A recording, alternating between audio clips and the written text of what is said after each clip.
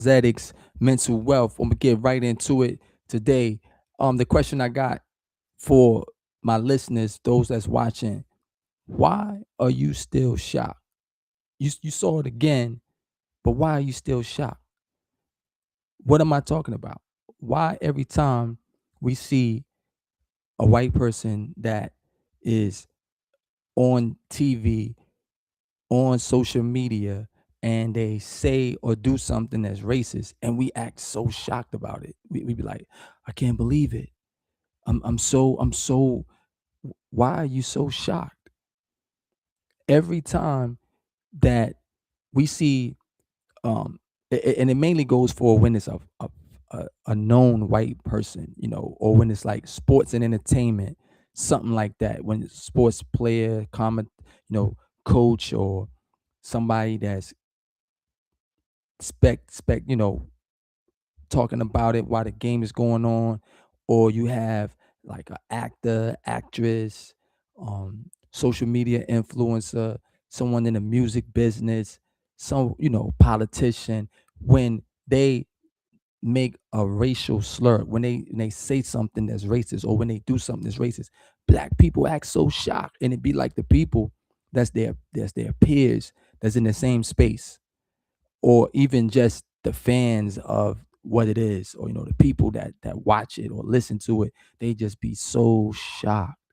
Why are you still shocked?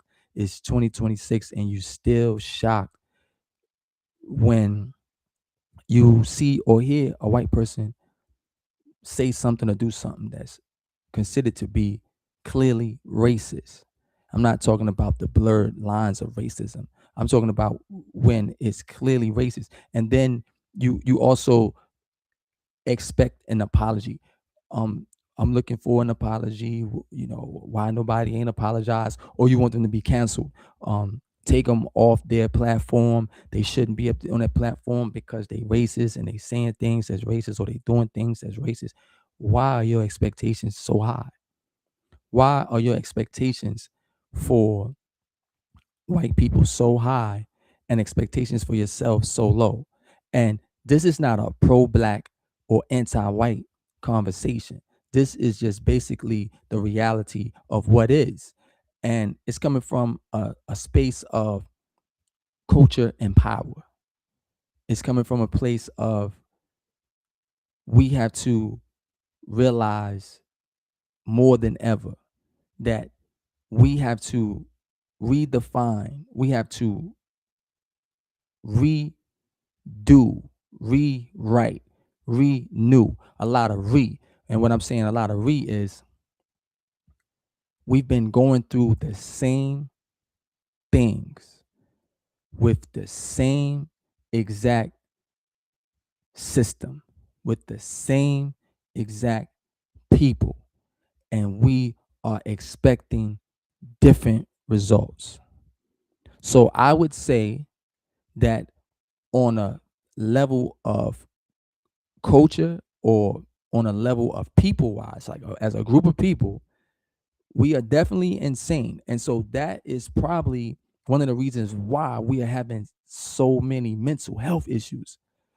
We're having so much mental illness going on within the black community, because I don't think our mind is focused the way it should be focused on self development, on community development, on knowledge of self, on growth and development in a manner that brings about true freedom indeed, true equality indeed, right? True justice indeed. When I say indeed, meaning that beyond just the words, but actualization, tangible results. Because we've been going through the same things over and over and over and over. And every time we go through these things, we be shocked about it. I'd be amazed just watching people's faces when I see them, and when they talking about it.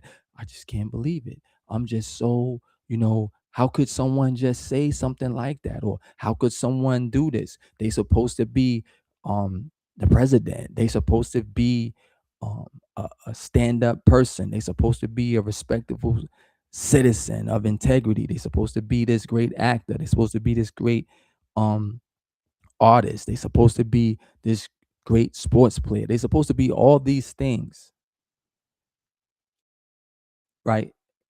And when they don't meet the expectations that you have in your mind, such as you don't you expected them to actually see you in a way that is inclusive, culturally inclusive, socially inclusive on a human level, right? And I'm not speaking about on an individual level of you have certain individuals who are really not like that. You have certain individuals who truly express freedom, justice, and equality in their ways and actions, not just in their words, but in their words, actions, and deeds. They truly are about that. And so this is not for those that are truly about cultural equality, basically saying coexist.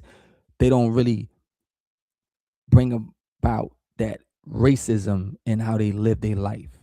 Now, sometimes it could be unbiased. Sometimes it could be implicit, or like they really not conscious of it. So you would say, what is it that we have to do in this day and time to really um get them to see it? Really, that's not our issue for real. Like, we don't really have to try to get them to see their racism. What we need to do is focus on ourselves. And when I say focus on ourselves, we have to look inside our community. And before we can really look inside of our community, we have to look at ourselves on an individual level from the knowledge of self, of going within yourself as a individual man, individual woman, and thoroughly analyze yourself, connect with the origin of yourself. And so that goes into what I was saying the other day, where you have this Tariq Nasheed and Dr. Umar with their two different aspects of how they look at labeling us as black people who derives from ancestors who were enslaved. And when you look at that, and then you look at when you have people who making racist slurs on major platforms,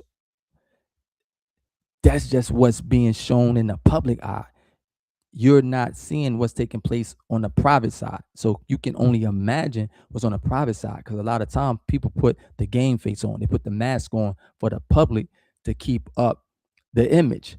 So when we have these things taking place, and then we showing ourselves to be shocked that we hearing whatever we heard that was considered to be a racial slur, and then we looking, and then now amongst ourselves, we talking about, am I a foundational black American, or am I, a freedman, whatever Dr. Umar is classifying us to be, or whatever, right? When you got that type of division, and there's nothing wrong with having a different point of view.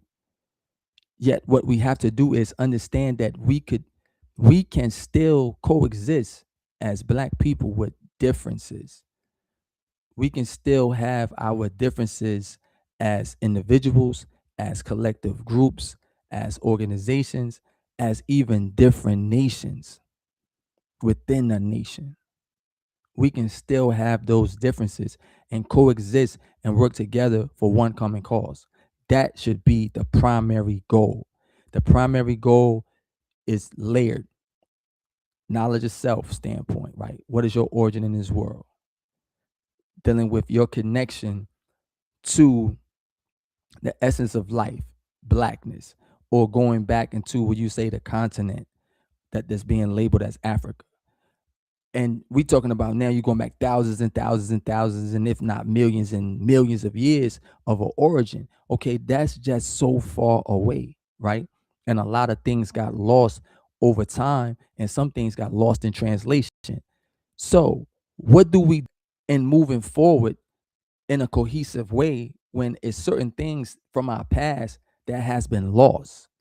And because those things of our past have been lost, certain things that could be connecting, uh, binding things, things that could show our collective connection. So a thorough knowledge of self allows you to rise above that, because when you close your eyes, all you see is blackness, regardless of who you are, regardless of your race, regardless of your ethnicity, regardless of your culture. And when you look at that standpoint, and then you open your eyes and look back at all the differences around you, now it's a matter of you living within your purpose as an individual and then recognizing your purpose as a collective group of people. Even after we decide who we are, what name we will call ourselves, we still have to coexist with the demands of everyday living on this planet. Food, clothing, and shelter still becomes a reality that must be taken care of. It's a responsibility that must be uh, catered to, regardless of what we call ourselves, regardless, even where we're gonna live at. All of those things are, I would say, secondary. Third, far down the line, for real, when it comes to the demands of the time. So when you think about how there have been forerunners, people who've already came and established certain beachhead, certain foundations, certain points of reference for us to stand on, such as I will go back to Noble Drew Ali again, the Nation of Islam, the 5% Nation. I will use those three primary schools of thought, primary nations. These are people. These are nations. These are, if you, for lack of a better way to say it, these are groups of men and women and children who have established a system of living, a cultural dynamic framework. They have their own way of how they live their life. They have their own principles. They have guidelines, guardrails. They have traditions, and these things have been passed down for some generations. So we have that, right? So in the terms of the continent of Africa, you would say, okay, that's the tribe. You have different tribes, and you have other sub nations, subcultures up under that. Even when you start looking at uh different subcategories of street organizations, they fashioning their way into calling themselves nations at certain points. They have their own traditions, their own culture. So you can't count them out neither. So you have that as well. So the key thing is, how do you bring that stuff together? And the way you bring it together is you have to look at history. You have to look at also current events. And one of the best things to look at is the international community. Look at the international community and how the international community function, where they have certain guidelines that they agreed upon that they would live by, and how they would coexist with each other, the boundaries that they set, the jurisdictions that they have carved out to say what is what. Now, these things are basically modern day structured boundaries outside of what took place prior to World War II, World War One. You had different boundaries of the land masses in different jurisdictions. So that's a very deep subject right there. Yet, with us as Black people in America, we can look at some of those things and understand how to operate with the differences that we have, how to operate in a way that we come from up under the oppressive systems that have been oppressing us for some time now. Now, some people might say, well, man, this like sound like a conspiracy theory type thing. That sounds like something that is unrealistic. Well, it could be to the one who doesn't possess the mature mentality, or the mature mind, or not having the proper knowledge of themselves to deal with this, to be able to see the reality of what I'm talking about, to be able to comprehend it, because you got what you call reading and then you got what you call comprehension. Some people can read words, but they might lack the ability to put those words into a comprehensive way, like meaning that okay, you can say this word, you can pronounce the word, but when the word is utilized in a sentence, you might not know how to understand that full sentence. You just know this word, or you know the words that are in the sentence, but it still doesn't bring about a understood understanding. So that's what reading comprehension is. And a lot of times when you have low reading comprehension, any question that you ask or any way that you engage inside of a conversation with people who do have higher reading comprehension, is going to be some contention there, because you won't be able to really focus on what the narrative is in a very mature way. And then it leads to a lot of name calling. It leads to a lot of physical confrontation, because you lack the ability to express yourself, and you lack the ability to formulate an understood understanding. Your mind understanding is a clear picture, to be able to see things clearly for what they are, not what they appear to be. And that brings you a certain peace of mind when you got understanding. But if you don't have understanding, it leads to frustration. It leads to mental um like stress. And then the way some people act out on that could be physical confrontation, because it's just they so frustrated. They don't know how to release that frustration. They don't know how to balance out certain chemicals that's taking place inside their mind and body. But that's I don't want to get too far into all of that. Main thing what I'm saying is, why are you so shocked? You saw it again. Why you mad? Like, well, why you mad about, them saying whatever this person said, whatever he said, a racial slur? Why you mad about that? That's nothing today. You say, well, it's disrespectful. Okay, yeah, it's disrespectful. But you keep going to the same people, trying to get them to accept you to be equal. You just dealing with it from a cultural standpoint. You're not showing any power, because you still want to win an award. You still want to get an award from this institution, from this platform. You want to get an award. You want to be accepted by them. You want them to tell you, yo, you are great. You have reached the level of our standard. And our standard now says that you can receive this award, and now you can be recognized for your greatness. But then when they don't recognize you, or they recognizing their own people, you mad. Or why you not including us?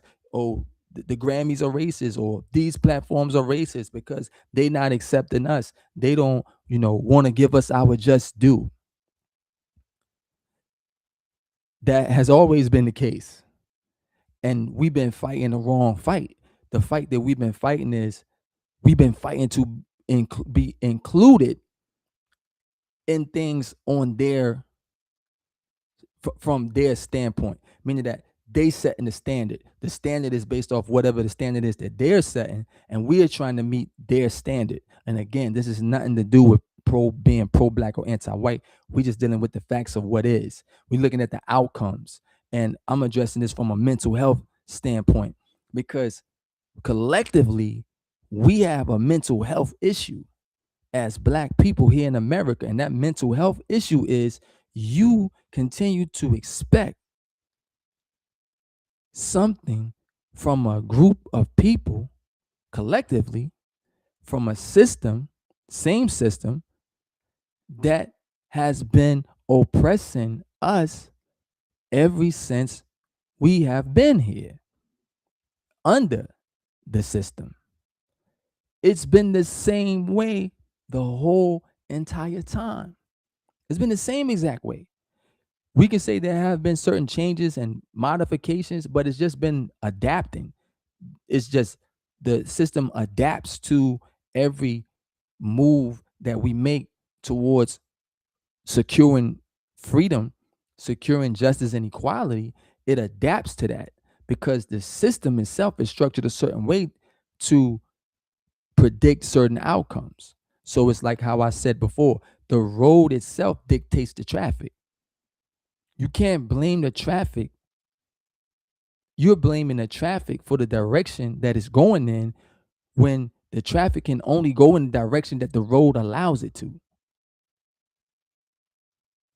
You get what I'm saying? You're blaming the traffic when the traffic can only go in the direction that the road allows it to go in. So you have to get down with now saying the road is the issue and the road is the system. So what do? You have to get off this road if you want to go in a different direction, because this road clearly goes this direction and you expecting something else. And this is why we continue to be shocked and continue to be hurt, emotionally hurt, when we hear these things, when we see these things. And then we look for this person to be chastised, this person to be canceled, and all of that as the means of rectifying what just happened. We look for an apology, but just because someone says that they apologize or that they are sorry does not mean that that's what they genuinely experience inside themselves. That doesn't mean that deep inside this person is actually sorry, that this person is remorseful for what they said or did. It just means that it's public relations. This is how we must address this for the public eye to save the face of the image. So this is what has been taking place the majority of the time. It's just we are decorating the outside to make it look good for the public eye or for perception, but we are not addressing the inside. And this gets on a technical level as well with individual. A lot of times we coming outside, we looking fresh and fly, physically presenting ourselves with this imagery, but deep inside we in a lot of pain. Deep inside, we stressed out. Deep inside, we might be dealing with depression. Deep inside, we might be completely lost and don't know what our purpose is. But we will put up an image for the public eye, for the people to perceive us to be a certain way. And when the people don't perceive us in the way that we expect them to perceive us, we become hurt, we become let down.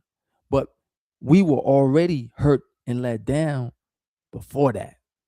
That hurt and let down that was before that is a hurt and let down that is not being diagnosed, it's not being acknowledged. And that is because we are lacking a thorough knowledge of self. What do I mean by a thorough knowledge of self? A thorough knowledge of self is you understand your origin in the world. You recognize your purpose, your destiny, and you move in alignment with that. That is what produces happiness. That's the true meaning of happiness. When you know your origin in the world, you know your purpose for being here, and you move in alignment with that origin and that purpose. That is what produces love, peace, and happiness. And this is not, you know, something to get real technical about, because what we are talking about ultimately is economic empowerment. This is the YZX way. This is what YZX OS life based infrastructure is really all about.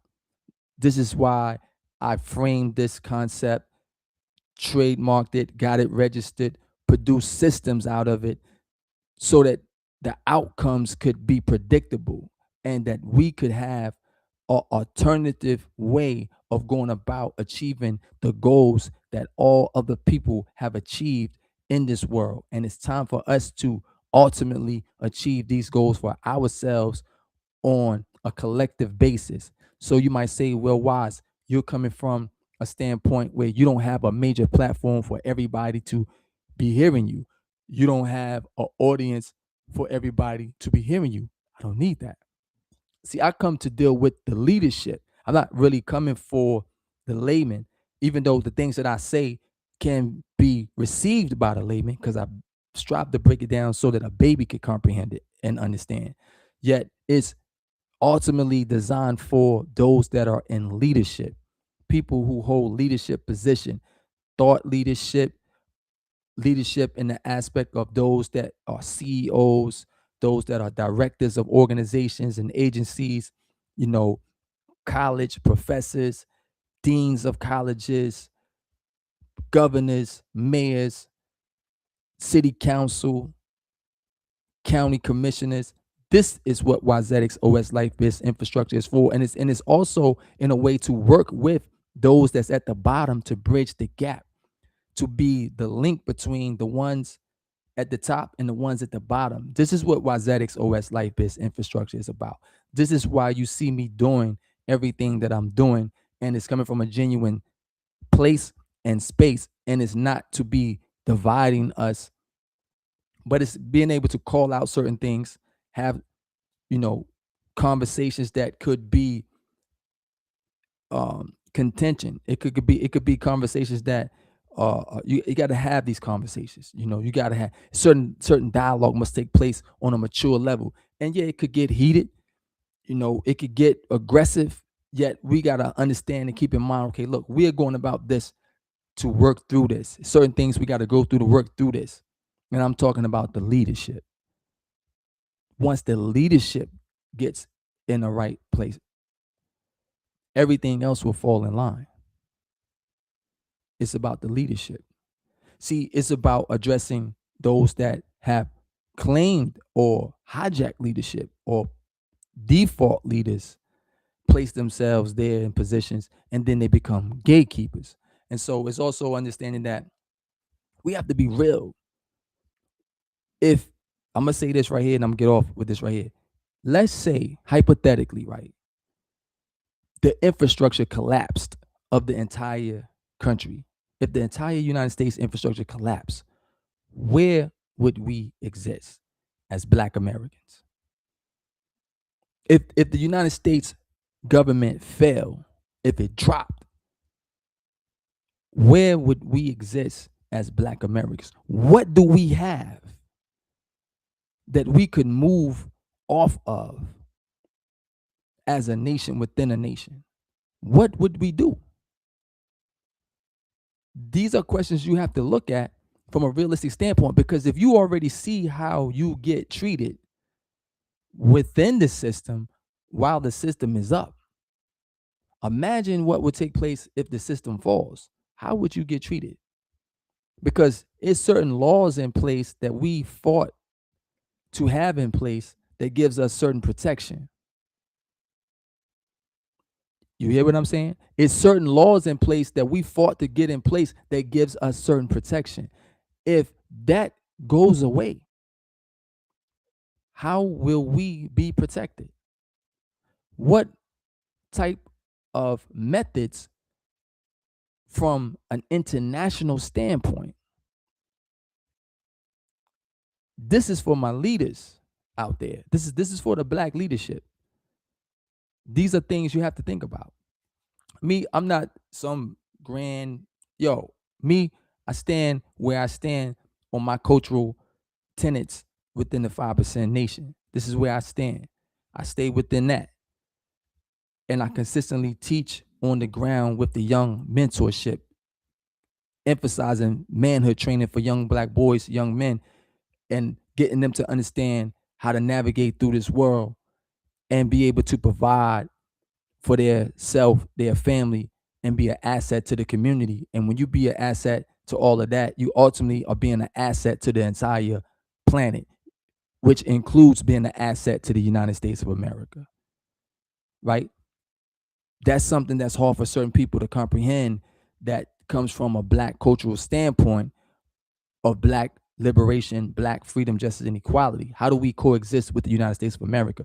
How do we have our position inside of the United States of America? And Donald Trump is doing a good job with that. Some people might say, how could you say that? This is what I'm going to end with. Donald Trump is doing a great job as the United States president. He's doing a great job. Regardless of what you might say, oh, he's racist or he's that, don't just pay attention to what the people are saying today. Go look at this man's history. And then compare his history to any other white president that's been there on a personal level. Because when you start to talk about Donald Trump, you always want to go to his personal life. Well, let's do the same thing with Bill Clinton. Do the same thing with George Bush. Do the same thing for all the other presidents and look at their track record. This is how you measure. You can't just say, oh, you're hearing things, because you got to understand a lot of distractions go on, a lot of smoke screens that create blind spots. This is why you have to know your origin in the world and your purpose. Because when you know your origin in this world and your purpose, you are able to make informed decisions that are in the best interest of yourself, your family, your community, your nation, and then ultimately the whole planet Earth. That is the layers of growth and development. That's the layers of responsibility and accountability, just that way, like that. And with that, Wazetics,